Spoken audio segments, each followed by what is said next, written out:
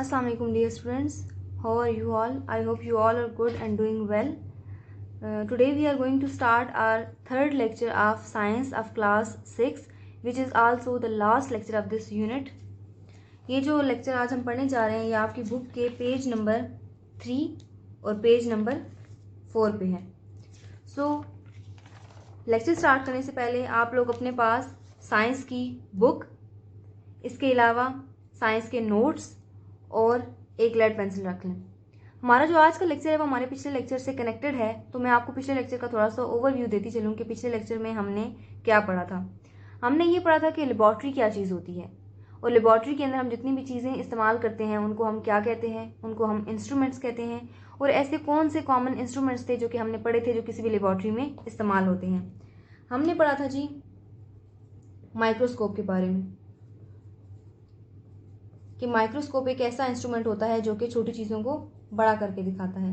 फिर हमने पढ़ा था बैलेंस के बारे में. बैलेंस एक ऐसा इंस्ट्रूमेंट है जो कि किसी भी चीज़ का वेट मेजर करने के लिए, किसी भी चीज़ का मैस मेजर करने के लिए यूज़ होता है. इसके बाद हमने पढ़ा था जी सिलेंडर के बारे में या फिर मेजरिंग सिलेंडर के बारे में जो कि यूज़ होता है किसी भी लिक्विड के वॉल्यूम को मेजर करने के लिए. और लास्ट पे हमने पढ़ा था जी मीटर रूल के बारे में. और मीटर रूल जो है वो एक ऐसा इंस्ट्रूमेंट है जो कि यूज़ होता है मेजर करने के लिए लेंथ को. ये 4 इंस्ट्रूमेंट्स के बारे में पढ़ा था. आज हम जो है वो कंटिन्यू करेंगे इंस्ट्रूमेंट से ही. तो आज हम जिस इंस्ट्रूमेंट के बारे में सबसे पहले पढ़ने जा रहे हैं जी उसका नाम है थर्मोमीटर.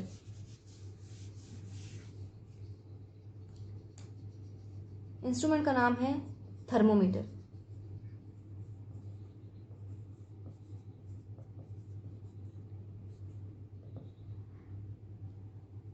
थर्मोमीटर एक ऐसा इंस्ट्रूमेंट है जो कि यूज़ होता है मेजर करने के लिए टेम्परेचर को. एक ऐसा आला जो कि टेम्परेचर को मेजर करने के लिए इस्तेमाल होता है उसको हम कहते हैं थर्मोमीटर. तो हम इसको इस तरह से डिफाइन करेंगे, thermometer is an instrument which is use to measure temperature. और टेम्परेचर को हम 2 यूनिट्स में मेजर करते हैं. एक को हम कहते हैं सेल्सियस, दूसरे को हम कहते हैं फ़ारेनहाइट. इसको हम डिग्री सेल्सियस भी कह सकते हैं और इसको फ़ारेनहाइट कहते हैं. और इसको हम इस तरह से डिनोट करते हैं degree C and degree Fahrenheit. यानी कि टेम्परेचर को या तो हम सेल्सियस में मेजर कर सकते हैं या फिर फ़ारेनहाइट में कर सकते हैं. सो थर्मोमीटर क्या हुआ, थर्मोमीटर एक ऐसा इंस्ट्रूमेंट होता है जो कि यूज़ होता है मेजर करने के लिए टेम्परेचर को. और टेम्परेचर को हम मेजर कर सकते हैं डिग्री सेल्सियस में या फिर फ़ारेनहाइट में. नेक्स्ट जो इंस्ट्रूमेंट हमने पढ़ना है वो है स्टॉप वॉच.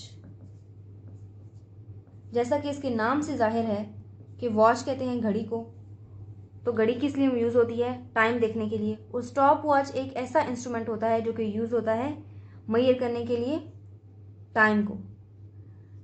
तो हम इसको इस तरह से डिफाइन करेंगे कि वो instrument, the instrument which is use to measure time is called stop watch.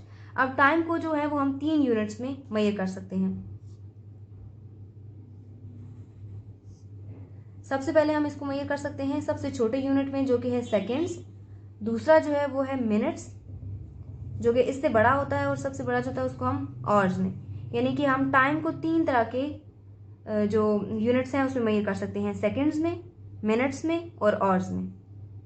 सो ये जो कुछ कॉमन इंस्ट्रूमेंट्स थे जो किसी भी लेबॉर्ट्री में इस्तेमाल होते हैं उसके बारे में हमने पढ़ा. तो यहाँ तक हमारे जो इंस्ट्रूमेंट्स हैं वो ख़त्म हो जाते हैं. इसके बाद हमारा नेक्स्ट टॉपिक स्टार्ट होगा. तो नेक्स्ट टॉपिक स्टार्ट करने से पहले मैं आपको बुक से बता देती हूँ ये इंस्ट्रूमेंट जो हमने पढ़े हैं इनकी कुछ पिक्चर्स वगैरह दी हुई हैं आपकी बुक पे जो मैं आपको दिखा देती हूँ. तो सबसे पहले हमने जो पढ़ा था वो था जी माइक्रोस्कोप. माइक्रोस्कोप एक ऐसा इंस्ट्रूमेंट होता है जो कि छोटी चीज़ों को बड़ा करके दिखाता है. इसके बाद हमने पढ़ा था जी बैलेंस. बैलेंस की ये पिक्चर है जो दिखाई दे रही होगी आपको बुक पे. इसके बाद ये भी बैलेंस है. इसके बाद ये स्केल है, ये भी बैलेंस के लिए यूज़ होता है. इसके बाद ये मेजरिंग सिलेंडर दिया हुआ है, ये स्टॉप वॉच है, ये मेजरिंग टेप है, ये थर्मोमीटर है. इसके अलावा कुछ ऐसे इंस्ट्रूमेंट हैं जिनके बारे में हमने पढ़ा नहीं है लेकिन आपको पिक्चर्स दिखाई गई हैं यहाँ पे, जैसे कि मेजरिंग फ्लास्क, पाइपेट जिसको हम ड्रॉपर भी कहते हैं, ब्यूरेट, वर्नियर कैलिपर और माइक्रोमीटर कैलिपर. सो यहाँ तक आपके वो इंस्ट्रूमेंट्स जो कि कोई भी साइंटिस्ट यूज़ करता है वो ख़त्म हो जाते हैं। नेक्स्ट हम जो टॉपिक स्टार्ट करने जा रहे हैं वो है जी characteristics of a good laboratory. Topic का नाम है characteristics of a good laboratory, कि किसी भी अच्छी लेबोरेटरी की खुसूसियात क्या क्या होती हैं। कैरेक्टरिस्टिक्स कहते हैं खुसूसियात को, और अच्छी खुसूसियात कौन कौन सी हो सकती हैं किसी भी लेबोरेटरी की, ये हम पढ़ने जा रहे हैं। तो कोई भी जो अच्छी लेबोरेटरी है, सबसे पहले तो वो उसकी पहली खुसूसियत ये है कि वो वेल लिट होनी चाहिए। इसका मतलब ये है वेल लिट, यानी कि किसी भी अच्छी लेबोरेटरी की ये खुसूसियत है कि उसमें जो लाइट है या रोशनी है वो अच्छे तरीके से आनी चाहिए, ताकि जो साइंटिस्ट है वो अपने एक्सपेरिमेंट्स को अच्छे तरीके से परफॉर्म कर सके। अच्छी लाइट होना किसी भी लेबोरेटरी में बहुत ज़रूरी है। दूसरा जी, वेल वेंटिलेटेड। वेंटिलेशन का मतलब होता है हवादार होना। तो किसी भी अच्छी लेबोरेटरी का वेल वेंटिलेटेड होना, यानी कि उसमें से हवा अच्छे तरीके से क्रॉस कर सके, ये होना बहुत ज़रूरी होता है। इसके बाद इसका स्ट्रक्चर इस तरह से बनाया जाए किसी भी लेबोरेटरी का कि वो convenient and easy to work, कि वहाँ पे काम करना आसान, कन्वीनियंट का मतलब होता है आसान, या फिर इजी टू वर्क, कि वहाँ पे काम करना, उसका स्ट्रक्चर इस तरह से बनाया जाए कि वहाँ पे काम करना इजी हो किसी के लिए भी। इसके अलावा जो एक बहुत ज़रूरी चीज़ है वो है जी किसी भी लेबोरेटरी के अंदर एक फायर एक्सटिंग्विशर।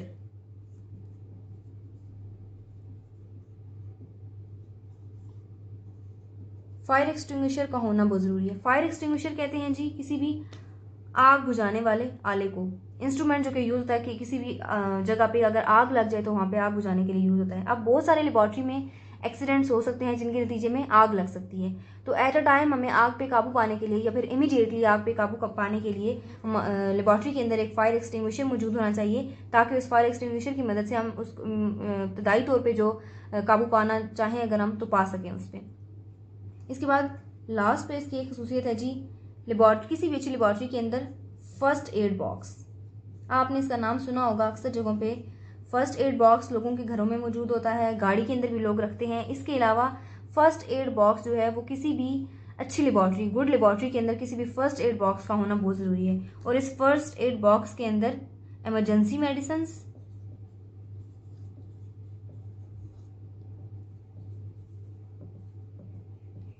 प्लस बैंडेजेस वगैरह होने बहुत ज़रूरी होते हैं।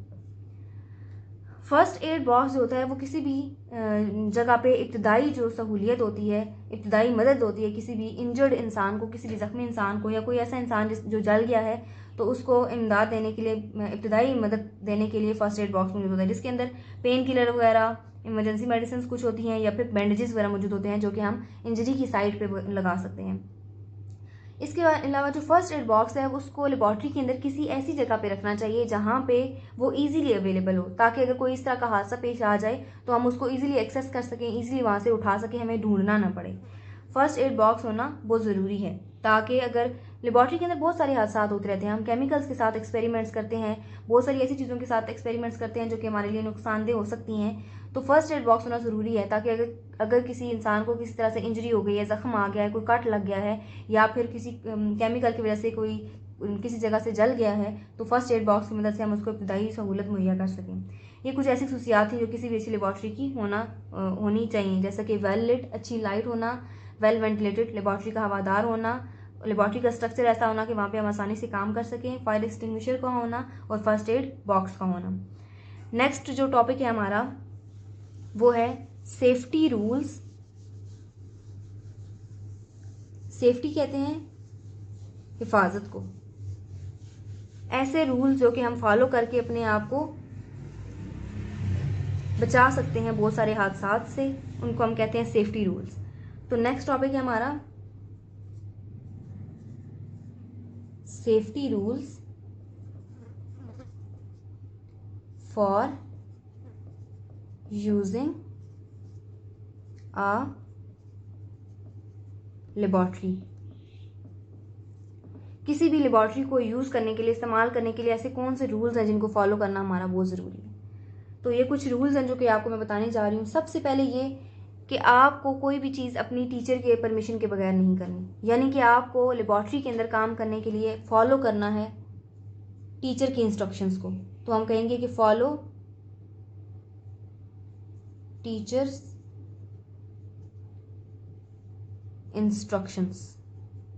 टीचर्स की हिदायत को फॉलो करना है, जैसे आपको टीचर कह रहा है आपने वैसे ही करना है, अपनी मर्जी से कोई काम नहीं करना। तो टीचर को फॉलो करना सबसे पहला रूल है किसी भी लेबॉर्ट्री का। आपने टीचर की इंस्ट्रक्शंस को फॉलो करना है, उसकी हिदायत को फॉलो करना है। दूसरी चीज़ ये कि डू नॉट टच एनीथिंग, किसी भी चीज़ को लेबॉर्ट्री के अंदर आपने जाके बगैर वजह के टच नहीं करना, हाथ नहीं लगाना। अपनी टीचर के इंस्ट्रक्शंस के बगैर किसी भी चीज़ को हाथ नहीं लगाना, क्योंकि वो चीज़ केमिकल भी हो सकता है, कोई ऐसी चीज़ भी हो सकती है जो आपके लिए नुकसानदेह हो, आपको वो उससे नुकसान पहुंच सकता है, आप जल सकते हैं, कोई भी और भी किसी किस्म का नुकसान पहुंच सकता है। तो लेबॉर्ट्री के अंदर जाके आपने किसी भी चीज़ को टच नहीं करना, हाथ नहीं लगाना।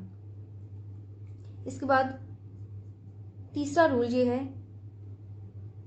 Always put the things back, कि हमेशा जहाँ से जो चीज़ उठाएं इस्तेमाल करने के लिए उसको वापस अपनी जगह पे रखें। अगर आपने एक चीज़ कबर्ड में से उठाई है तो आप उसको शेल्फ पे ना रखें, क्योंकि जिस इंसान ने वहाँ पे रखी हुई है या अगला जो काम करने वाला आएगा उसको ये पता है कि वो चीज़ कबर्ड में पड़ी हुई है, तो आपने उसको उठा के शेल्फ पे नहीं रखना बल्कि कबर्ड में ही दोबारा रखना है। आसान अल्फाज में कि जो चीज़ आप जहाँ से उठाएं उसको वापस अपनी जगह पे रख दें। इसके बाद है पुट स्टॉपर्स। अब ये होता है कि जो रिएजेंट बॉटल्स वगैरह होती हैं उसके ऊपर उनके ढक्कन वगैरह दिए होते हैं, उन ढक्कन को हम कहते हैं स्टॉपर्स। तो वो जो ढक्कन होते हैं वो बचा रहे होते हैं कॉन्टैक्ट, यानी कि वो जो केमिकल है रिएजेंट बॉटल के अंदर उसका किसी और चीज़ के साथ जो है वो कॉन्टैक्ट ना हो, हवा के साथ कॉन्टैक्ट ना हो। तो आपने जैसे ही कोई केमिकल वगैरह इस्तेमाल कर लेना है तो उसके बाद उसका जो ढक्कन है, स्टॉपर है, वो दोबारा से वापस उसके ऊपर रख देना है, ताकि वो कोई भी किसी किस्म का कोई रिएक्शन जो हो सकता हो, जिसका चांस हो सकने का, वो ना हो सके। इसके बाद नेक्स्ट जो रूल है जो कि आपने फॉलो करना है वो ये है कि रिपोर्ट ऑल डैमेजेस।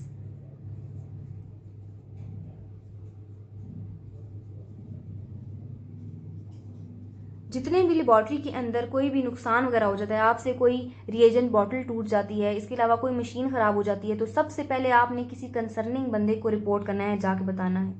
अब ये जो कंसर्निंग इंसान है ये आपकी लेबॉर्ट्री के अंदर आपका टीचर भी हो सकता है, क्लास टीचर भी, इसके बाद आपका प्रिंसिपल भी हो सकता है, लेबॉर्ट्री का जो वर्कर है वो भी हो सकता है। तो कोई भी नुकसान अगर लेबॉर्ट्री के अंदर किसी किस्म का कोई डैमेज हो गया है तो सबसे पहले आपने डैमेज को जाके रिपोर्ट करना है, उसको छुपाना नहीं है। नेक्स्ट जो रूल है जो कि फॉलो करना चाहिए लेबॉर्ट्री को यूज़ करने के लिए वो ये है कि केयरफुली काम करें, वर्क केयरफुल, बिल्कुल एहतियात के साथ काम करें, कोई जल्दी नहीं है, आराम से काम करें, एहतियात के साथ काम करें, चीज़ों को जल्दी में ना करें और स्टेप वाइज करें, चीज़ों को केयरफुली करें एहतियात के साथ, ताकि किसी भी किस्म के हादसे से बचा जा सके। इसके बाद है जी, do not eat, drink, shout, throw, यानी कोई भी चीज़ लेबॉर्ट्री के अंदर आप खा नहीं सकते, पी नहीं सकते, चिल्ला नहीं सकते, लेबॉर्ट्री के अंदर आप कोई चीज़ फेंक नहीं सकते एक दूसरे पे। इससे लेबॉर्ट्री के अंदर बहुत तरह के नुकसान हो सकते हैं। अगर आप कोई चीज़ उठा के किसी पे फेंकते हैं और उस रास्ते में आपके कोई केमिकल आ जाता है, कोई रिएजेंट बॉटल आ जाती है जो कि टूट सकती है और उसकी वजह से कोई नुकसान हो सकता है लेबॉर्ट्री के अंदर। इसके बाद जो लेबॉर्ट्री के अंदर आप खा पी नहीं सकते, उसकी क्या वजह है? वो ये वजह है कि बहुत सारे केमिकल्स होते हैं लेबॉर्ट्री के अंदर जो कि आम हालात में बाहर के इन्वायरमेंट में नहीं होते, तो आपको नुकसान नहीं पहुंचा सकते। लेकिन लेबॉर्ट्री के अंदर अगर जो आपका खाना पड़ा हुआ है वो उस खाने को नुकसान पहुंचा सकते हैं, और जो खाना आपके अंदर जाता है तो आपकी बॉडी को नुकसान पहुंचा सकता है। इसलिए आप लेबॉर्ट्री के अंदर ना कोई चीज़ खा सकते हैं, ना पी सकते हैं, ना ही शाउट कर सकते हैं यानी चिल्ला भी नहीं सकते, ना ही किसी पे कोई चीज़ फेंक सकते हैं। जो लास्ट रूल बताया गया यहाँ पे लेबॉर्ट्री को यूज़ करने के लिए वो ये है कि थॉरोली क्लीन